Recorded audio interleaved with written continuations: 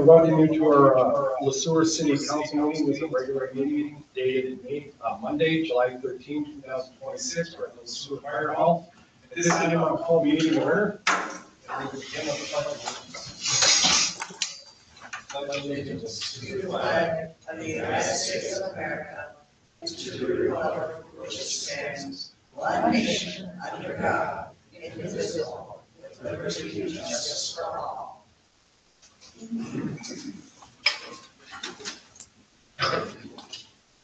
Council members are all giving your access to the meeting. I'll get an opportunity to look over, which I'll get questions at this time. I will make a motion to approve tonight's agenda. So moved. Councilmember Huntington. Second. Councilmember Nelson. Any other comments, concerns? If not, all those in favor? Aye. Any opposed? Ayes have it. Moving on to consent agenda. All items on consent agenda considered routine have been made available to the city council at least 2 days in advance of the meeting. These items will be acted in one motion. There will be no separate discussion of these items unless a council member or citizen so requests. In which event the item will be removed from the agenda and considered in normal sequence. Mr. Roby, you want to review this? I would, thank you, Mr. Mayor. I apologize, it's difficult to see on the screen today because giant days, mostly. First is approval of the city council minutes from the June 22nd, 2026 regular meeting.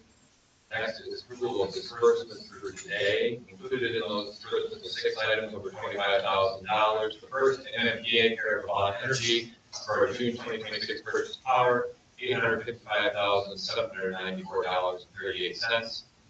Next is the Sueur County Highway Department payments, payment application number 9 for the 2025 Street Utility Improvements Project, $196,573.14.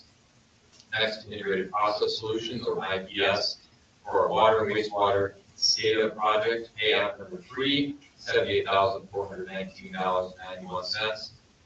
Next, the Minnesota Department of Revenue, city sales tax from June 2026, totaling $59,662.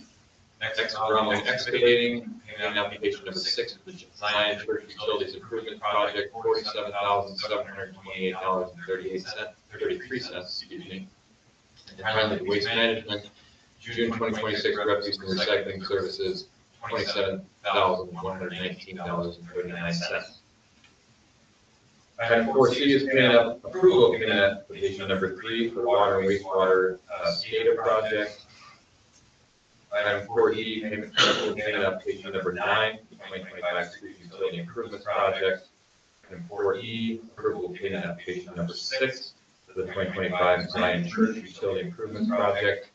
Item 4F, approval of Giant Days 2026 in-kind support. Item G, approval of Giant Days fireworks permit application. Item H, approve Giant Days parade permit application. Item I, approve Giant Days self-park lane closure application. Item J, approve Giant Days temporary on-sale liquor license application. Item K, approve lawful gambling permit for St. Anne's Church, Apple Fest. Item L, approve Main Street closure application, the bar and grill for the joint course ride.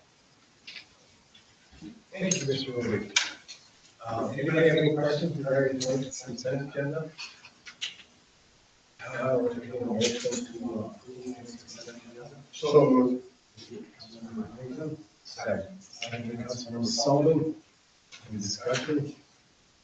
Comment? Concerns? If not, all those in favor? Aye. Anybody opposed? The ayes have it. We're on the public comment. Public comment provides an opportunity for the public to address the council on items that are not on the agenda. Comments will be limited to 5 minutes per person. Persons wishing to make comment must sign up in advance of the meeting on the sheet provided and identify themselves by signing their name and address. We have Kristen Morrell in here, so at this time, Kristen, welcome. Yeah. So again, Kristen Morrell, 312 Distal Drive in Sueur. Back here tonight to follow up on the June 6th request that some of the people we've worked with that have worked on this project are here tonight. we would have requested to add the following as a line item on the city council's agenda, and that is to restore the historic Minnesota state flag modified in 1983 to fly on the city of Sueur property. Since that meeting, we've generated a resolution. So I'm going to read that to you and then submit that to the council. And it's dated July 13th, today, 2026, City of Sueur, State of Minnesota. Resolution to display the historic Minnesota state flag as modified in 1983 on city property. Whereas the governor of Minnesota and the 2023 Minnesota legislature created the State Emblems Redesign Commission to redesign the official Minnesota state flag. And whereas the redesign commission was charged with bringing recommendations on the redesign to the legislature no later than January 1, 2024, and was passed in an omnibus bill in the spring of 2024. Local state legislators either voted against this or abstained from voting on this bill. Whereas Sueur residents overwhelmingly agree that they had no voice in choosing the current state flag and prefer the historic Minnesota state flag as modified in 1983. Whereas Minnesota statute 1.141 does not require a municipality to fly the state flag only over the state capital. Whereas the decision to fly the state flag is a policy decision of the Sueur City Council. Now, therefore, be it resolved by the City Council of Sueur, Minnesota, that the historic Minnesota state flag is modified in 1983 to be flown on city property. I'll submit that to you. Thank you. A couple more things here. Over the past few weeks, a number of us did kind of went through Sueur. We had limited time, but we had a petition for this very purpose and got some really interesting feedback. We had some people adamant, keep it as it is, very strong. Not that many people were, but there were some that were real strong. Many people were indifferent. They're like, there is a new flag. Some people didn't even know. It really doesn't matter to me. But overwhelmingly, of the people that we spoke to and that signed the petition, I would say conservatively was 75%. It was overwhelming. And so we just feel that there is a real strong sentiment for that. Respect everyone's opinion, but I think the issue is the people deciding, wanting to have a voice. So please also note that our Sueur County seat in the center does fly the historic Minnesota flag. And then just if you look around, you look at the businesses in town, you can see what state flag they're flying. So there's a reason for that. I think people will feel real strongly about this. There's American Legions, obviously residences. So I believe that we really have made an effort to talk to the residents of Sueur, business owners, as well as everyday people that live and walk the streets, that they really are resounding in favor of this change. And so we ask again that this resolution then, it's maybe worded more properly, that this be added as a line item on your agenda for your next. Thank you, Ms. Ron. I want to thank you for the time you put into this. I know you're pretty passionate about it. You well prepared tonight. I want to thank you for your respect the council. And I'd like to invite Mr. Roby to pass that resolution around with the council members, and we'll look at it as the is. I have your phone number here, and I will reach out to you at some point and let you know what type of census we have with this council. So, thank you. Also, we have Annette Rogers. Mr. Rogers. Thank you, City Council members and Administrator. I don't have much more. Chris pretty much said everything that I was going to say, but far as getting out, I just want to say we did go door to door through Sueur, and as she stated, the overwhelming majority of people want this change. And I would also like to ask that this does go down in the record of speaking, or I don't know, but and as she also stated that our county seat has the old flag also, so we don't know why this decision just was made here in town. And it's a small ask for the residents, the overwhelming majority of residents in the Sueur that really want the flag to be changed back to the old flag. And I have to apologize, as I heard, I passed people up for signing the petition. It wasn't my intent, but I want to thank all of you. Thank you. Roger, thank you. And for the record, your address, please, for the record. Oh, 417 South Fifth Street. Thank you. Again, thank you for your time and passion in this.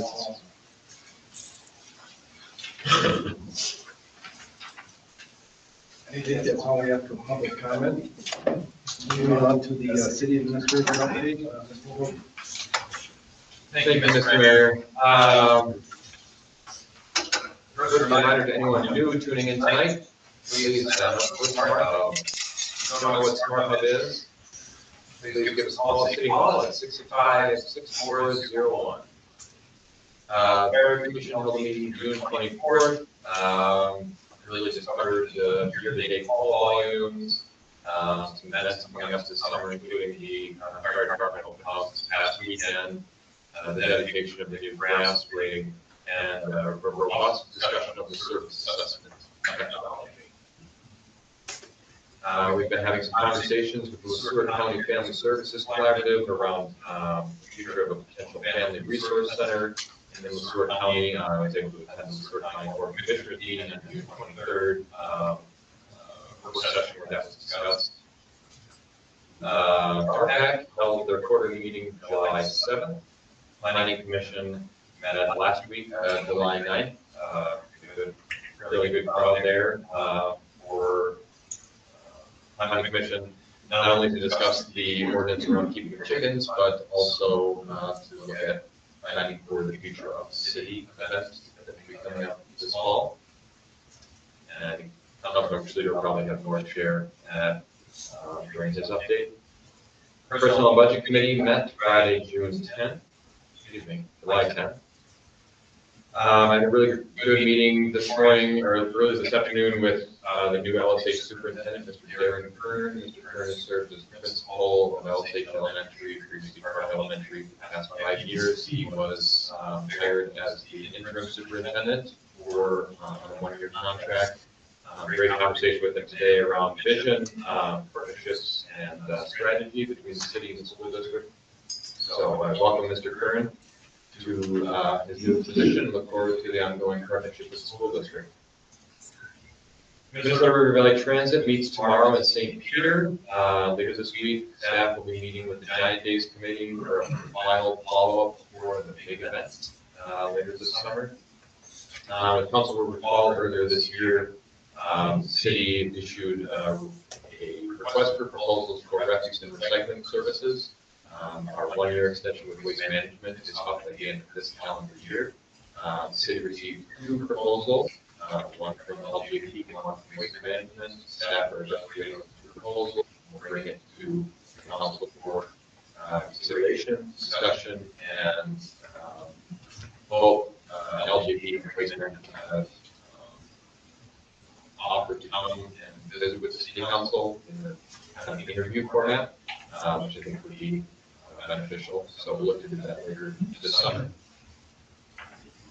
Our next meeting will be Monday, July 27th, and we expect at that meeting, just from a visibility standpoint, the second final reading of Ordinance 620 that was recommended by the Planning Commission will be considered by the City Council at that meeting.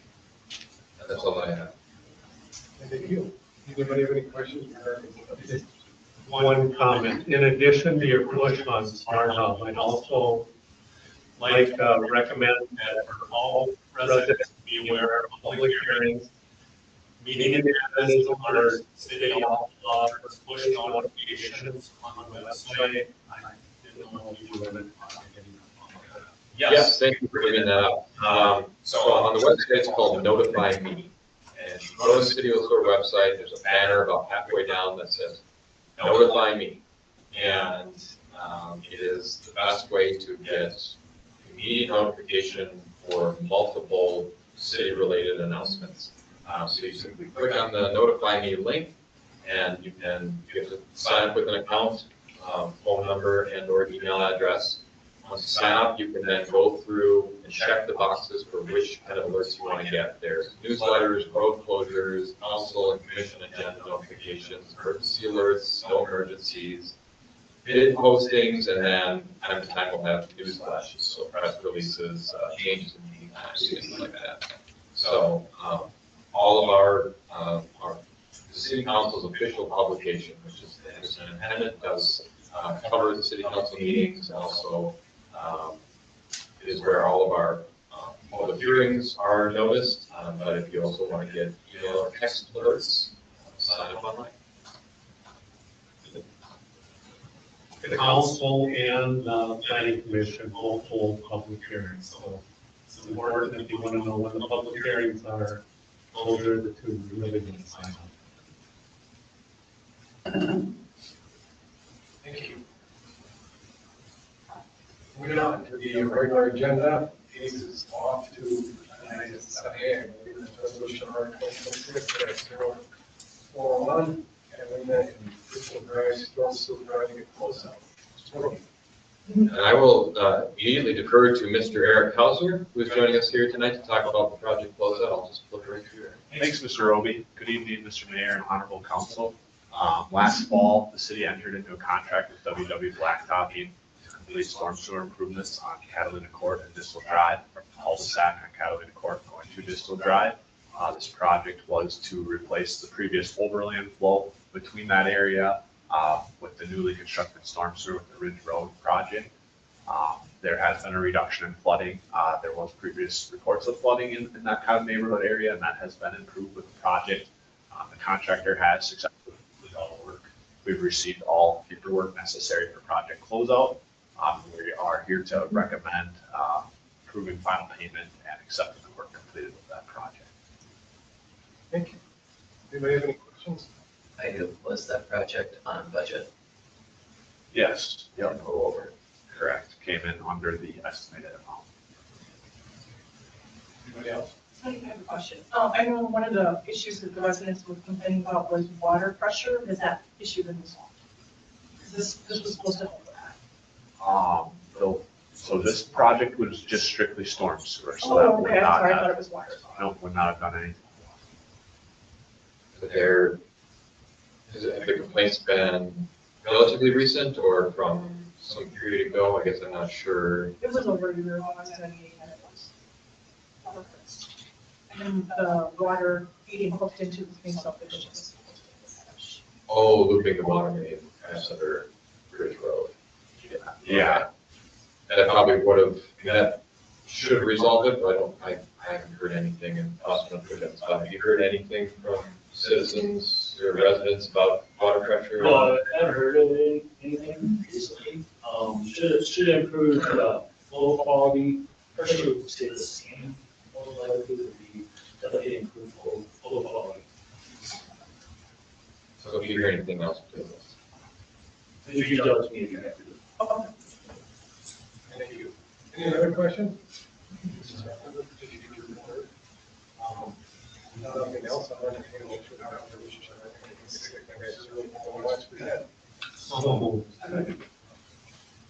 Shearer, second by Councilmember Sullivan. Any other discussion? Comments, concerns, if not, all those in favor? Aye. Any opposed? Ayes have it. This is to the 2027 Street Utility Improvement Project discussion. Thank you, Mr. Mayor. I'll kick this off. Just a quick refresher for the public, and council will recall earlier this year, council held a public hearing on March 23rd related to its submitted facility plan for the 2027 Street Utility Improvements Project. For a proposed project that would include a significant area of 5th Street, 6th Street, Bridge, and Swan Streets.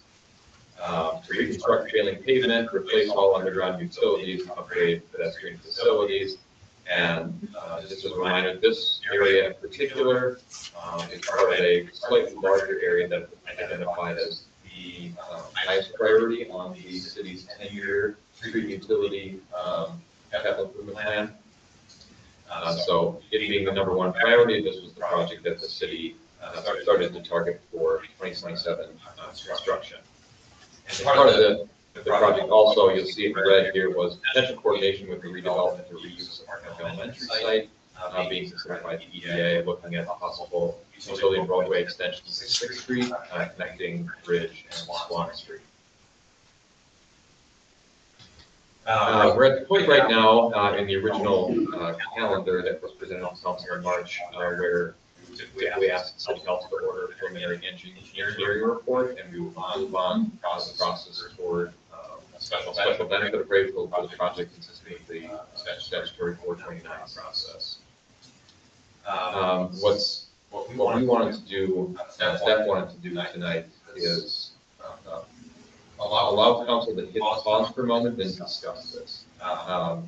So the city has done a number of significant street and utility improvement projects over the last 5 to 6 years. South 22, South 36, South Main Street reconnection, now the North 4th Street project.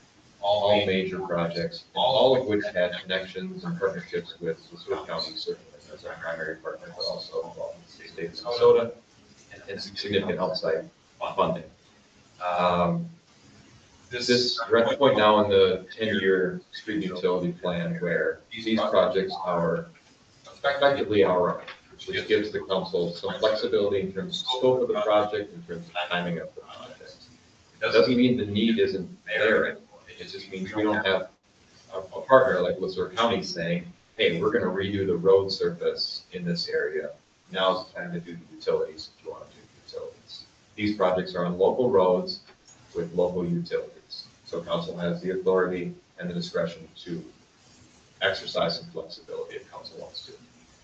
And there are two considerations specifically now before we go down the route of preliminary engineering report for this project that we want to bring to council's attention, or at least call on. One is Park Elementary. It's a significant presence along this project corridor, and not only from a special benefit standpoint, but the future of Park Elementary School has ramifications, the uncertainty around the future has ramifications for things like the right-of-way width, right-of-way design, utility sizing, pedestrian facilities, stormwater management. So there are a lot of uncertainties. That site is designed right now to have a school on it.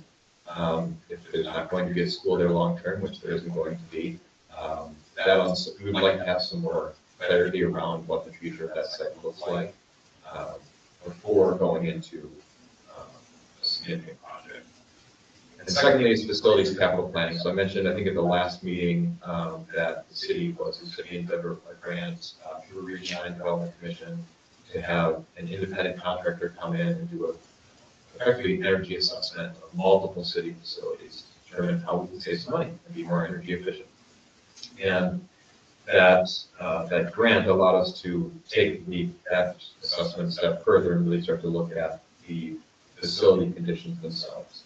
One thing we know that previous councils have known as well is that there's never enough money to do facilities maintenance.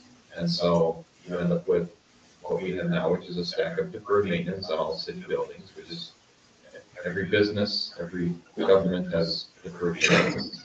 But this assessment has allowed us to really, with some specificity, identify which areas are more problematic than others and identify some really significant health and safety issues with some of our city facilities. And so the consultant that did this study will be coming to council to give a presentation on the findings of their study at the second meeting in August. And out of that meeting, we'd like to have a bigger city council discussion about long-term facilities capital planning. Because just like street and utility infrastructure, the needs within city facilities aren't totally there. They're not getting better on their own. And so we'd like to have a conversation with the city council about how to strategize for that long term. What do those improvements look like? What does the timing look like? What does the scope of these projects look like?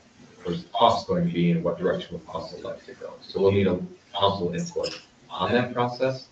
And when we look at major facility overhauls, for example, like when the fire hall was constructed or when the library was rehabilitated back in 2002, those are projects that are bonded for because they're of a size that the annual capital levy can't just absorb it as a one-time project. So much like street and utility improvement projects, facilities capital projects would fall into those, into this typically the scope where we would look at issuing debt to finance those projects, as most cities do, and you've heard in other communities, building new police stations, new fire halls, new city halls.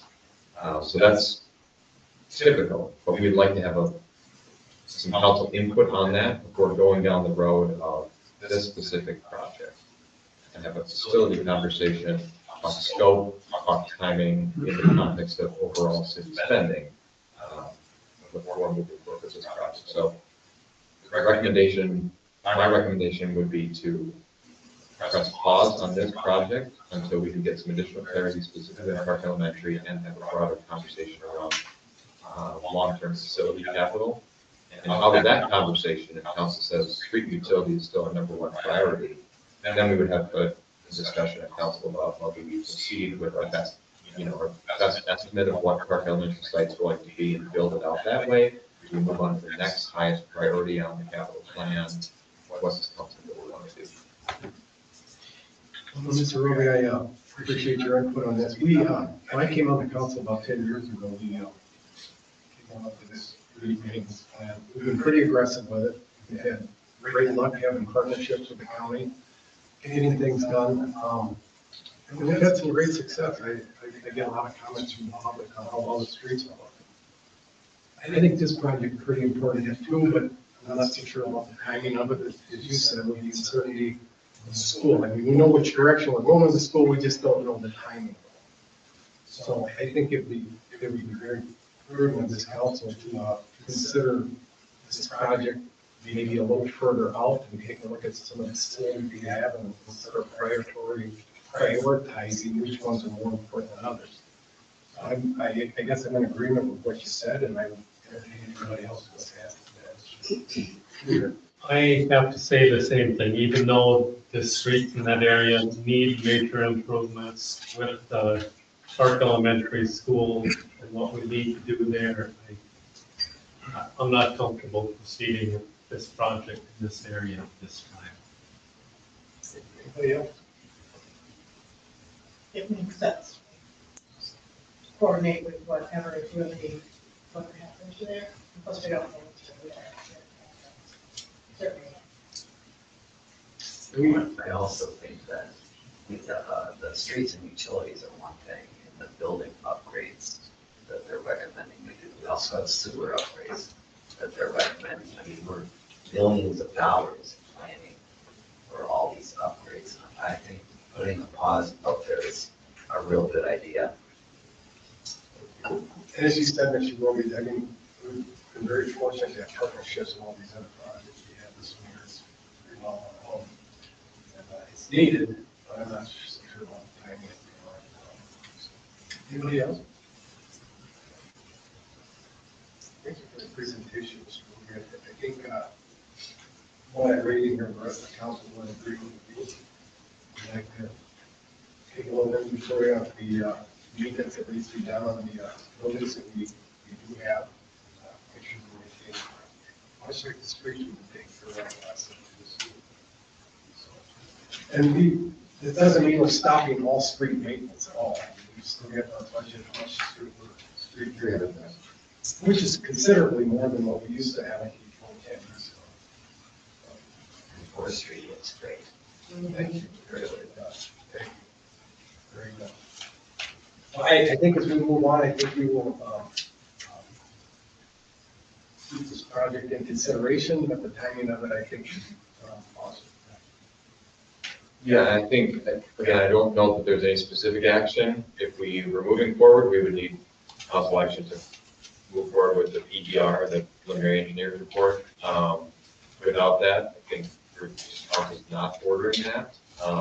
And so, So you don't have to vote for getting a pause on that.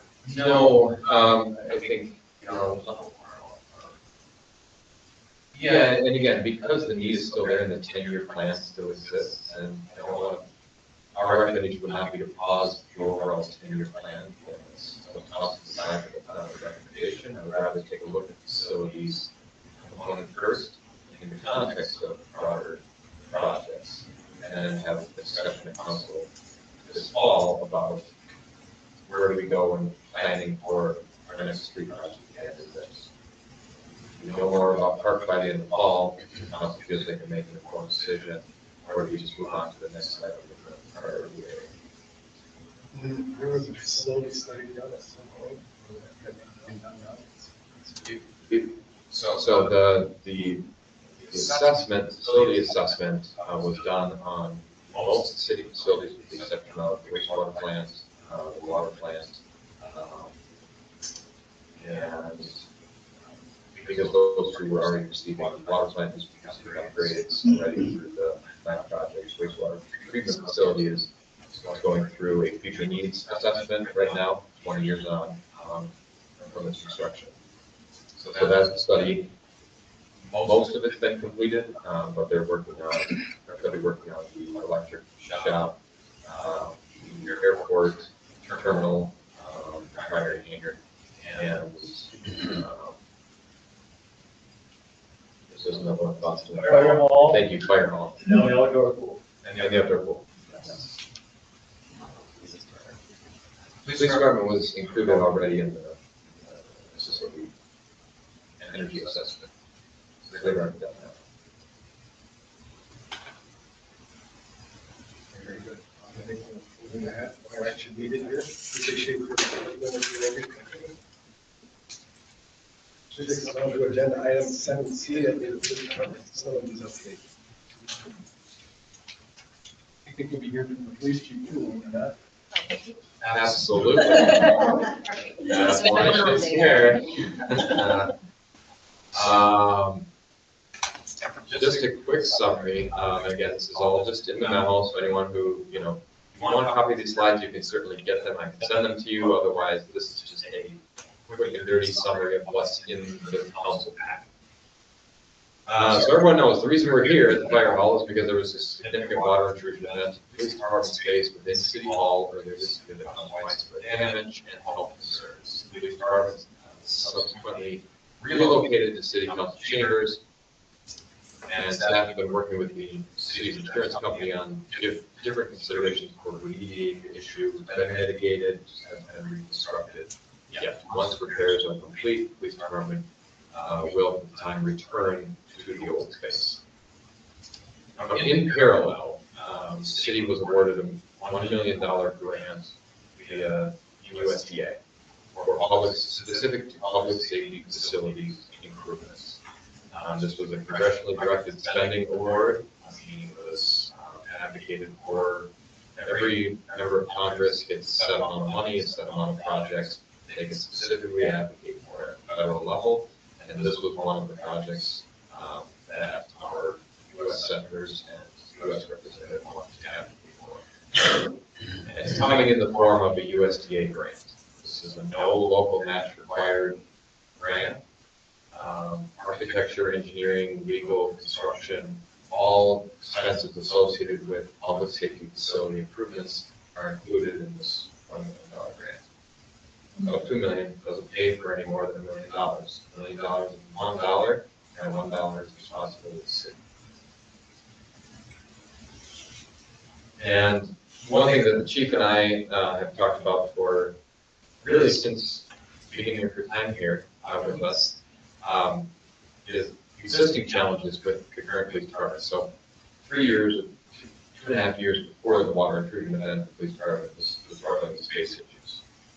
Security concerns, not only security concerns that our own visitors and officers have known, but also compliance with state and federal mandates is a problem. It's currently undersized for the staffing and fleet that we have. See a lot of vehicles outside, you see officers roaming about City Hall to get other things or to change their clothes. Inadequate evidence and interview spaces. Lack of appropriate locker restroom facilities for staff, but not only for staff, but for witnesses and visitors. We see this where witnesses cannot use the facilities of the police department, they have to use them outside. Elsewhere, City Hall have to be escorted. Lack of viable training space, and what we've discovered over a couple of different critical incidents is more broadly public safety wise inadequate emergency operations center at the city. So what we've been looking at internally while trying to, our team is trying to solve the problem of this department not being able to use the current space they have is what kind of space are they coming back to? And USDA is providing $1 million Kickstarter to a project that would improve public safety facilities. So what would that space need to look like? We've had a number of conversations around, is it new build, is it acquisition of new property, is it acquisition of an existing building, is it expanding on one of, the city's own properties? And preliminary evaluation at staff level has been that augmentation of the existing facility at the current location appears to be the most viable, reasonable, affordable option. No acquisition cost because the city already owns the property, savings on reuse of existing space versus brand new build, and location, proximity to most expanding corridor, proximity to more people. So what we'd like to do at this time is initiate facilities planning for the police department utilizing the existing city-owned property as the focal point. Bringing back preliminary plans to the city council for review and discussion, and ultimately then utilize the USDA grant to cover the cost of the facilities improvements. And the USDA grant would cover all dollars put toward the project ultimately, as long as you use the dollars for that project. So we'd like to begin by bringing in a professional to do some space utilization analysis, looking at the square footage that our police department currently utilizes. Also the area in blue, which is not, just to be clear, is not the proposed expansion site. It's not necessarily going to be that big. That is just a demonstration of the space that the city already owns adjacent to the police department that potentially could be utilized if the department were to expand out of the current location. So what staff will be looking for tonight, and I'll let the chief add anything else that she wants to, because she's the expert here, and she's the one living and breathing the space every day. Would be a motion to direct staff to proceed with preliminary planning for a police department expansion at its current location. And I should mention that the grant itself, like most grants, will require a grant agreement. We're expecting terms of that grant agreement to come from the USDA, but of course need to come to city council for consideration before the city could enter into the grant agreement. I have a question. So how much of the money are you planning on spending just to do this preliminary, of $1 million?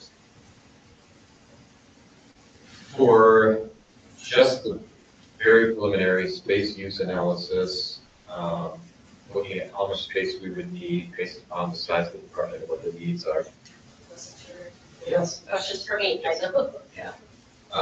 Right now, I wouldn't expect that cost to exceed $30,000. That would be we'd like to then come back and look at what is the scope of this space going to need to look like. And then by then we will know, is this really the best space at which to do an expansion? Because the space use analysis would say, this is how many garage stalls we need, this is how many bathrooms we need, this is how many accessible restrooms we need for your department, for your visitors. This is what a training area might look like. So the very preliminary would be confirming that we are going down the right road in terms of space utilization. And then we come back to city council with the findings of that and say, this is where we're at, and we have an estimate of bringing on an architect or in the next phase, or a deeper dive then into. By the time you get done with all these dives, Yes, how much money will you have spent? we don't know. I would. Well, we really need to do this to The determine space that. there is actually going to work, it seems like.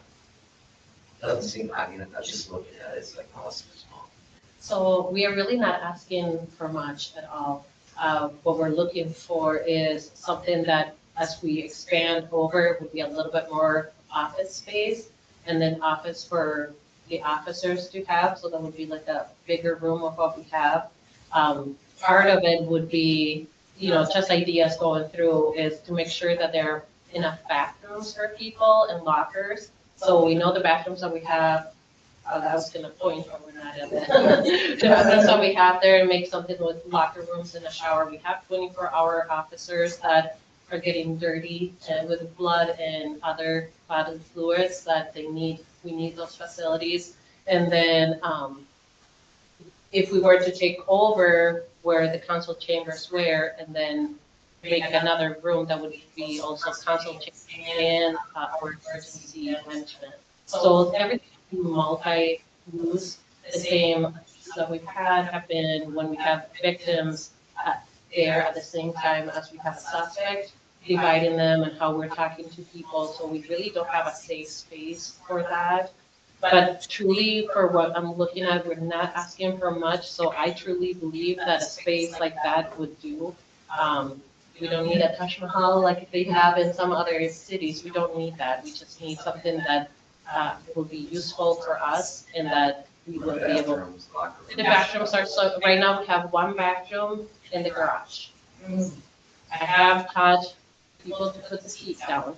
But it is somewhat constant. But it is just one bathroom we have for 9 full-time people, plus the part-timers. So that's a lot of people coming and going.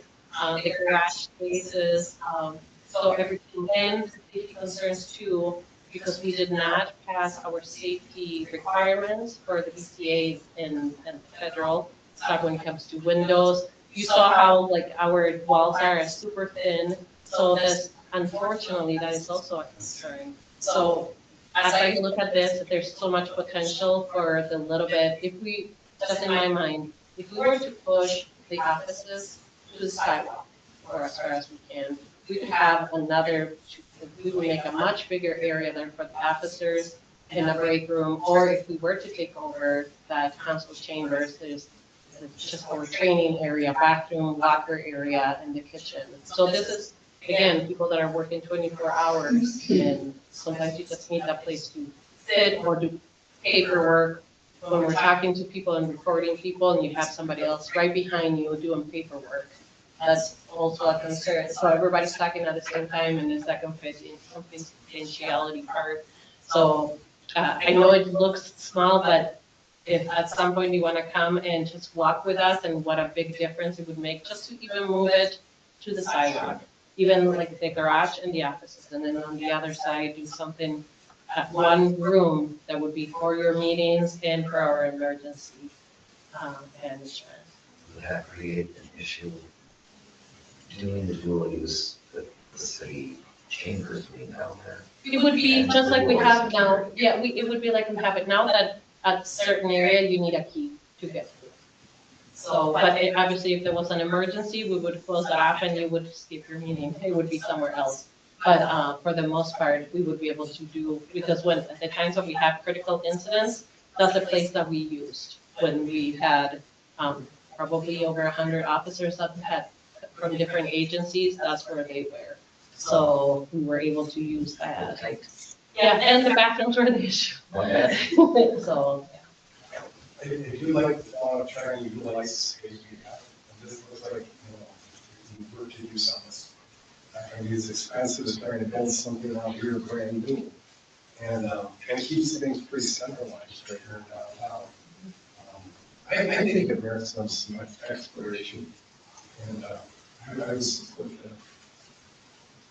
Anybody else? And again, just on your question, we're at the point now where I think we've exhausted what we think is reasonable for the city staff to do in evaluating what the rest of the project is going to cost. And we need to bring in professionals to say, a professional who has worked in these spaces before, I can say, for you're a criminal apprehension or GCA time, you are going to need this much square footage. You're the architect. Yes, or the building planner, architect to do preliminary, not complex renderings, just a preliminary site overview. Go through the list of everything that the chief has talked about here, the deficiencies that we know exist. And again, the reason we're talking about this now and not waiting until the facilities meeting is because unlike the rest of our facilities, which don't have grants, grants. We have USDA saying, this is a grant program that jurisdictions across the country can apply for. It's a competitive grant process. The city was sort of actually bypassed that when Representative Craig and Senator Klobuchar said, and people sort of could sign for a police department. And yes, otherwise the police department would be having the same conversation as the rest of our facilities, even though, all of our facilities are assessed based upon different factors. City hall upstairs is a standard office setting with some security that we're working to improve. Police department has to follow ECA and federal standards. Water and wastewater have to follow state and federal standards. Water is followed. So for each one, there's some nuances. Anybody else have any questions? Thank you, Chief. An illustration of our department downtown, and if anybody ever wants to, Chief's here up, she'd be happy to. And just show, like, if you stop by, see like what our Newcastle area is with all the dividers inside the chambers and how we're trying to make it work. That's what we do, but if we have this opportunity, I think it would be a much healthier place to work, not all on top of each other, and for the public to be able to do their businesses as well. They have their own privacy, and our evidence would be done a much safer way. So we've had a lot of drugs coming in, and just that little area that we have in there, officers at some points are wearing masks just because of the enclosement that we have there. So this would be a great opportunity for us. I don't think you stand for that, so one of the change there. We can look at there. We're fine. Thank you. Anybody else? If not, I would think it'd be a motion to direct staff to proceed with the preliminary plan for the police department expansion and its execution. So moved. Huntington, Mr. Sullivan seconded. We have a discussion, comments, concerns. If not, all those in favor? Aye. Anybody opposed? The ayes have it. This takes us on to our last item, community development department recommendation. Mr. Wolf, a little complex. It is, but again, it isn't. This is, the city and the EDA shared a community development director under the community development department position up until mid-2021. And for those who were part of the conversation back then, it was recognized as a very valuable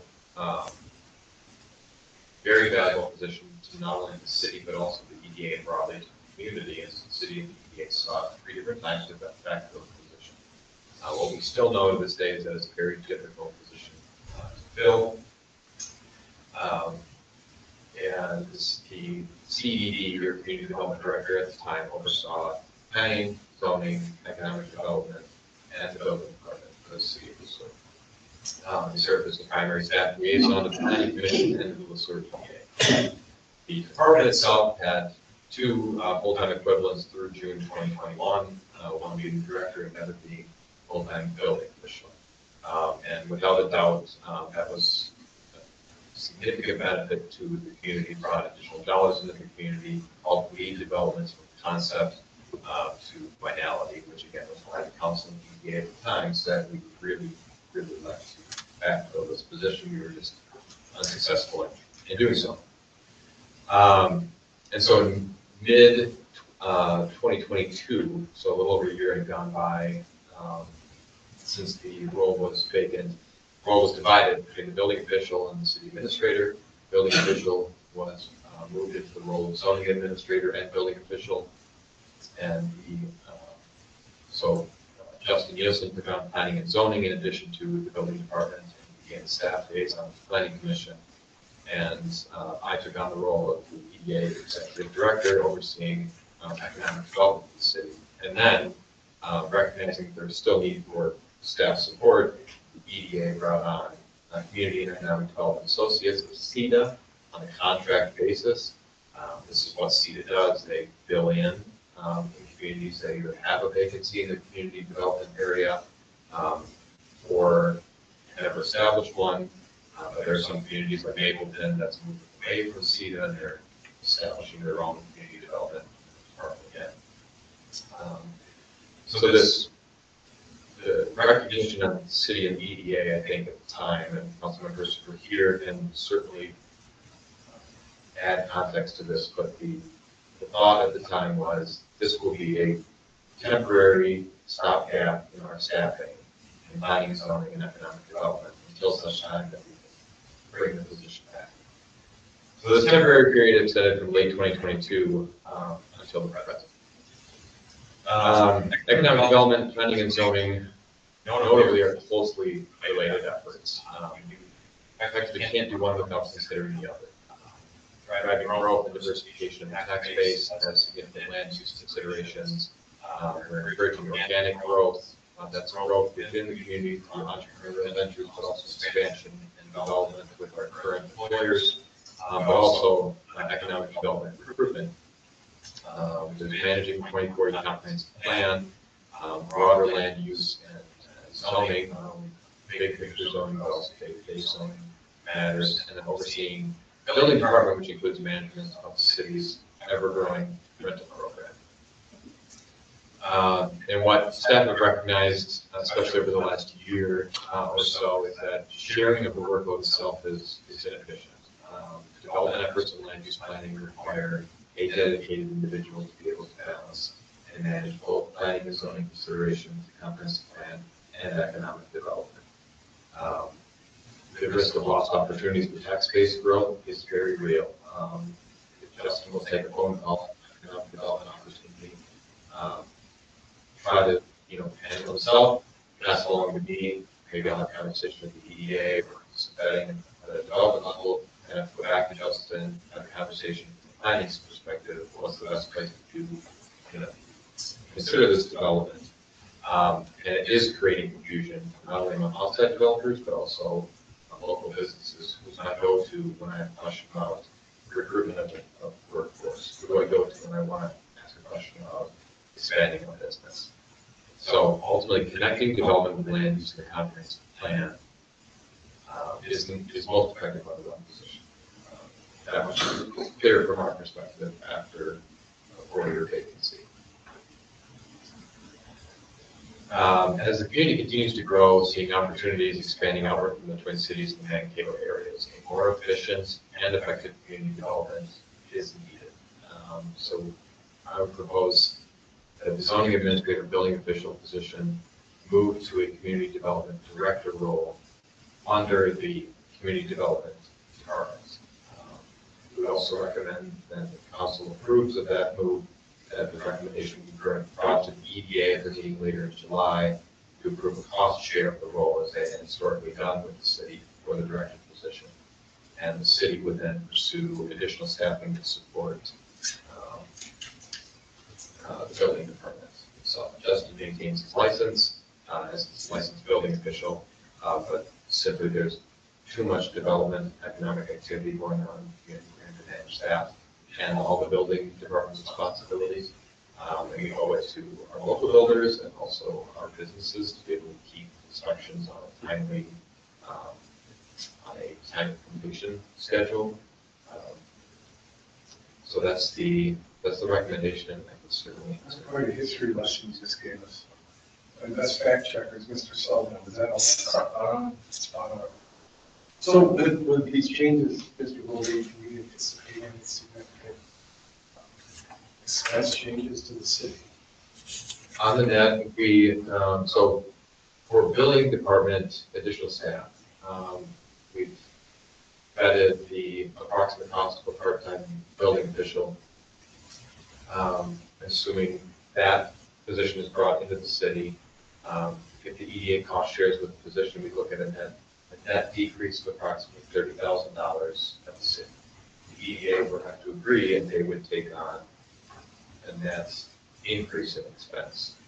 And that's assuming that the EDA decides not to continue with the CEDA economic development contract.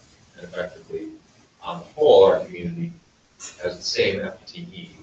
It's just transitioning from 2-day-a-week CEDA support to building department support under community development.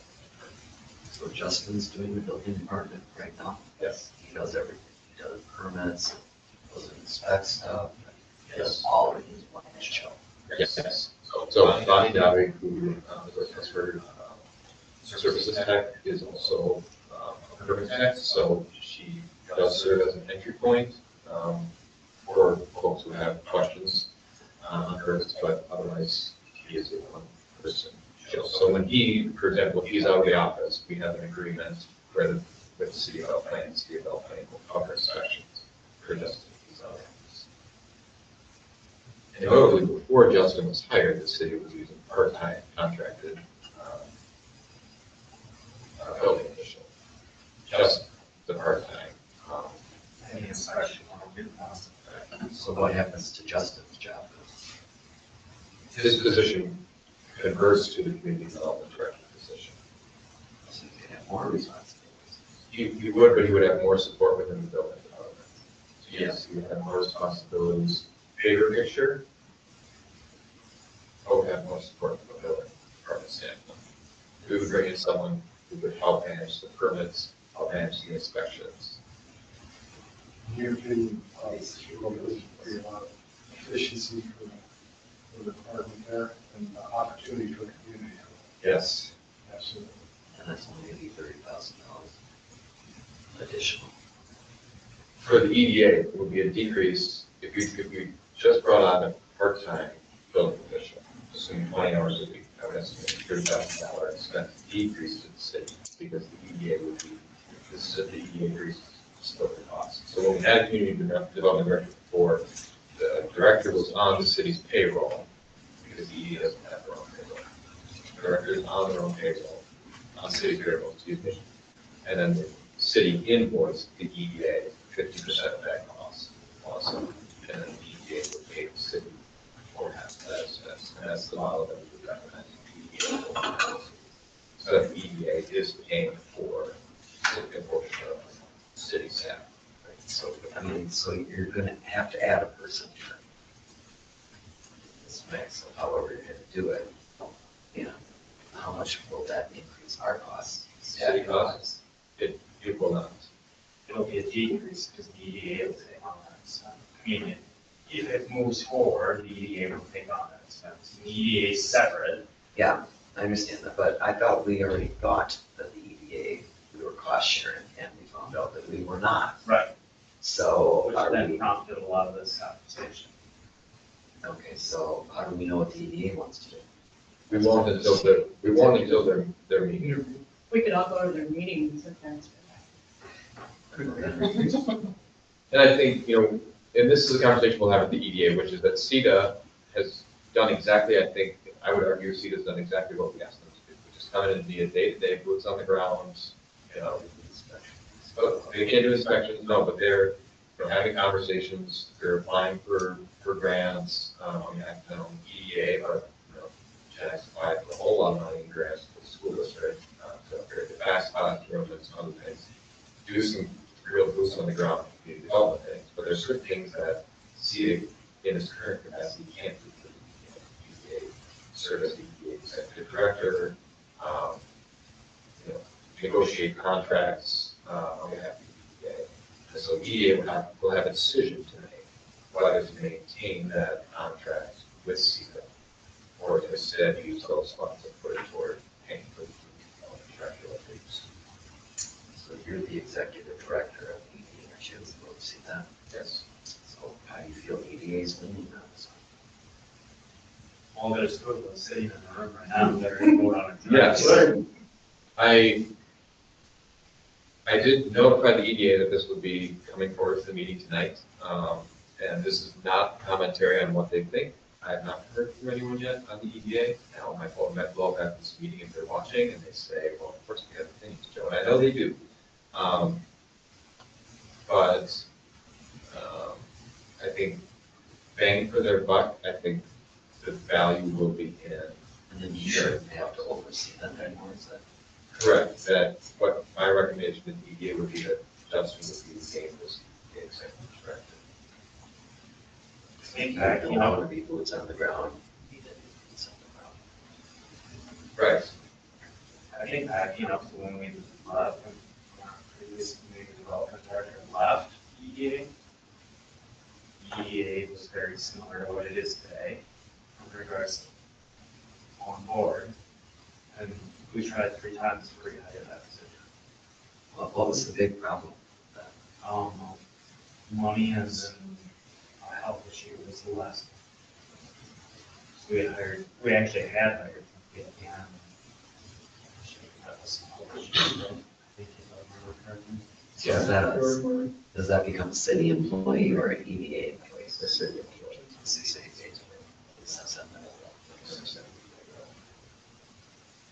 I like the fact that we have somebody who knows the community, works with the community, worked with a lot of the industry on that. And a better, disregarding anybody else, but a better perspective of what's realistic for this community. It's always been talked about just waiting around the level. Coming in, be ready with the community. As the administrator said, we've been working in the stopgap method for quite a few years. I've been pushing internally to go back to this from day one. We need someone in-house to be able to handle. I like what PETA has done, but it's not all what we could be doing. Yeah, unfortunately, in this sector, contracting that out was nothing to this. Correct, and the difference this time would be we would have a full-time building official on staff, Justin, who would either manage this person or oversee the contract with the contracted service. So he would be able to maintain levels of service that are expected. His standards are very high, levels of service, so that would be expected.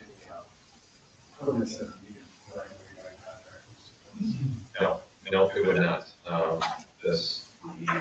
And depending on, this is not a council decision, but the seating board is the council decision. But the seating contract is a 30-day termination notice period. So if the EDA, if the council approves moving forward with this, and the EDA approves moving forward with it, I would look to move Justin's position immediately. That's everything from putting it on the website that we once again have a community development department, here are all the things that it does, one-stop shop, and then Yeah, that's a question. for this year, when in going forward right now, it wouldn't be a budget hit to this. It would be a benefit. Right. Right. Because they'll be paying, well, they should have been paying a lot. Anybody else?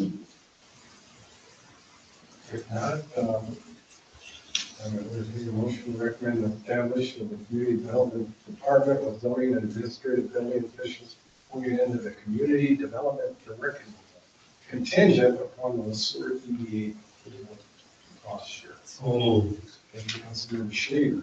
Second. Councilmember Nelson, seconded. Any other discussion? Comment? Concerns? If not, all those in favor? Aye. Anybody opposed? The ayes have it. Thank you. And one other thing, just before I move on quickly, Mr. Mayor, in anticipation of the EDA discussion of this, I do plan to issue an RFP, request for proposals for contracted building services, just so we can start, the city can start the process of getting numbers to compare what a part-time building staff would, or in-house building staff would look like versus contracted building staff. Thank you. This takes us on to reports and items of appreciation. Council members, this is your chance to share what's going on in your community, what's going on in your commissions. As Joey mentioned, I have a MRVT meeting tomorrow at 2:30, St. Peter. That's it. Thank you, Councilmember Nelson. Same schedule. You, that's it, okay. Councilmember Schley.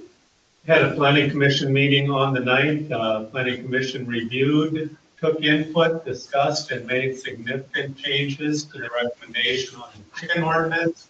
We'll be coming back to the council at our next meeting. Also, we are coming up on the 10-year anniversary of the comprehensive plan. We're looking at a big meeting this fall on that, showcasing everything that we've done over the last 10 years on the comprehensive plan. And we're also working on what we want to do with it going forward. I have a chamber meeting on Thursday the 16th, and the Coalition of Greater Minnesota Cities Summer Conference in New Ulm is starting on July 22nd.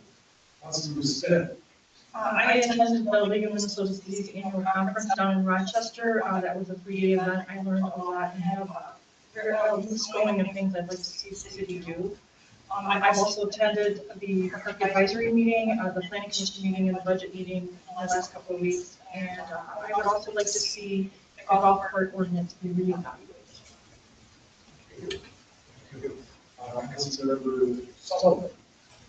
I'd like to touch on the fire commission meeting. Councilmember Williams. Just attended a number of meetings, attended the planning commission as a non-chicken representative.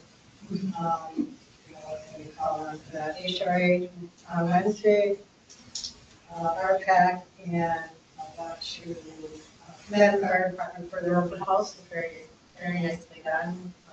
The water was well appreciated in the midst. Very nice. They did a good job. Thank you. I don't know if you open house fire department, I was not able to be here, I was working that day. I also saw a lot of activity with the safety camp. Was there a lot of kids there, Chief? There were, and they really had a really good time. So thank you for doing that. I appreciate it. That's all I have. With that, I'll entertain a motion to dismiss tonight's meeting. So moved. All those in favor? Aye.